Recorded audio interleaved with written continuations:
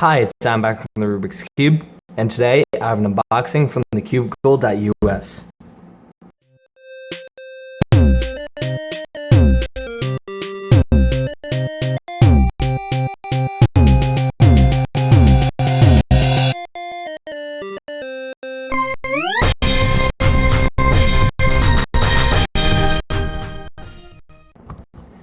So, if you haven't guessed already, this is the new YJ Megaminx Yuhu, which is a strange enough name, but the only Megaminx I have right now is the Diane. And before I get into the unboxing, I want to go over with my issues with the Diane and the Shang Xiao, for that matter. So, the only good ones out right now are the Diane and the Shang Xiao, and most people use the Diane, and they say they like it very, very much. However, I don't enjoy using my Diane, and that is for one reason.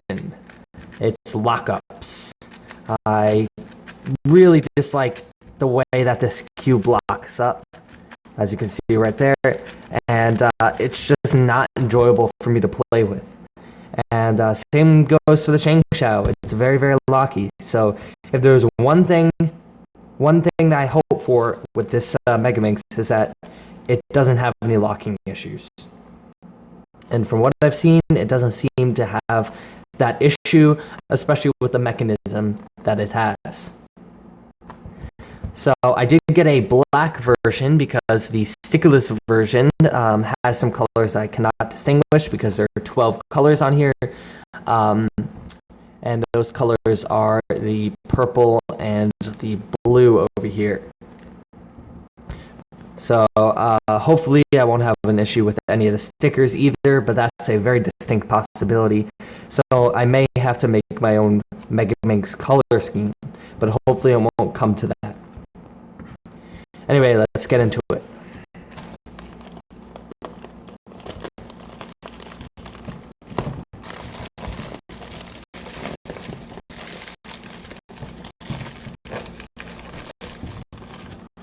Alright, so there is the cube. Kind of got into that package very strangely, but I don't really mind. Here's the puzzle. The receipt is right here, and the business card. So one more thing I want to go over about the Diane. This is a bit more expensive to my current knowledge than this one right here. This is $10 on a few sites and $12 on the cubicle, while this is more in the $20 range. And the Shang Xiao is around $8. So while the Shang Xiao is the best budget Megaminx still, for a few bucks extra, you're hopefully getting a much better cube in the YJ Megaminx. So with that in mind, let's take a look at this Megaminx. Hopefully it can provide a very good performance at a low cost, because that is always the goal. Alright. So here is the puzzle. So that's a bit warm because it was outside all day, but of course that's not an issue. Let's zoom in here a bit because the puzzle does look a bit strange because of these caps right here. And there's been plenty of pictures of these cap things before, so it shouldn't come as a surprise that they're there. Let's get into first turns.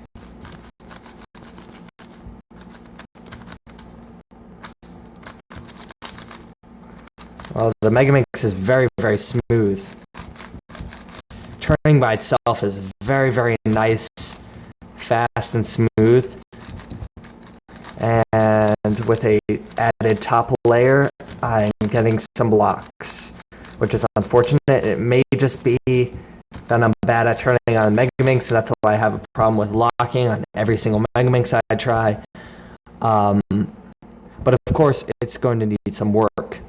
Now, taking a look at these colors here, these are two colors I mix up, and it doesn't seem that I'm going to be able to mix up these two on this Megaminx, so I should be able to keep this color scheme, which is very good. Anyway, there isn't much to talk about when it comes to this Megaminx. If you haven't seen the cubicle.us's video, you should watch that if you want to see the mechanism, because I am not going to take this cube apart at the moment because it is difficult to reassemble from what I know, which is a good thing because that means it won't pop. And the Dian doesn't really pop, and Sheng Xiao, to my knowledge, doesn't pop, so I don't think that's a real problem with Megaminxes, but it's always good to make sure that a puzzle doesn't pop. So let's take a look at out of the box corner cutting. So we'll start line to line right here with ease, a little bit more, a little bit more effort, and it cuts 45, no go. A little bit under, but above that area before. Yep. So the maximum is around like 35, 40 degrees right here, right there, like that. And so that takes a lot of force. And if there's one thing I know about Megaminxes is that they always need work, no matter what brand. So what I will be doing is I'll be loosening the cube and lubing it, and hopefully that should help with any locking issues and or corner cutting issues that I'm having. But they're really non-existent, the issues. And from just turning right now, I can tell that this Megaminx is going to be real competition with the Dian and the Sheng Xiao. Already, I might choose the new Moyu over the Dian. The turning is just very smooth, and these caps actually give a nice grip to the cube. And I don't think that would be as good as something like the ridges on the Dian, but it might add some gripability to a puzzle that's hard to handle. And as for size here,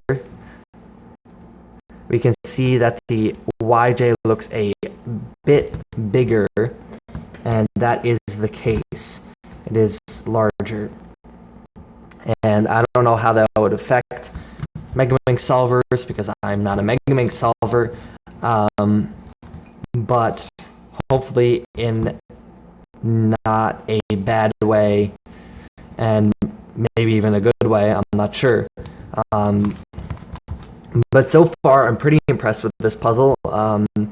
It was basically what I expected. So, good job, YJ, Moyu, whoever. I think it's YJ. But, yeah, so that's about it for this unboxing. If you have any comments, questions, or suggestions, you can leave them down below, and that would be much appreciated. Like, share this video, and follow me on social media in order to be awesome, and don't forget to subscribe. Thanks for watching.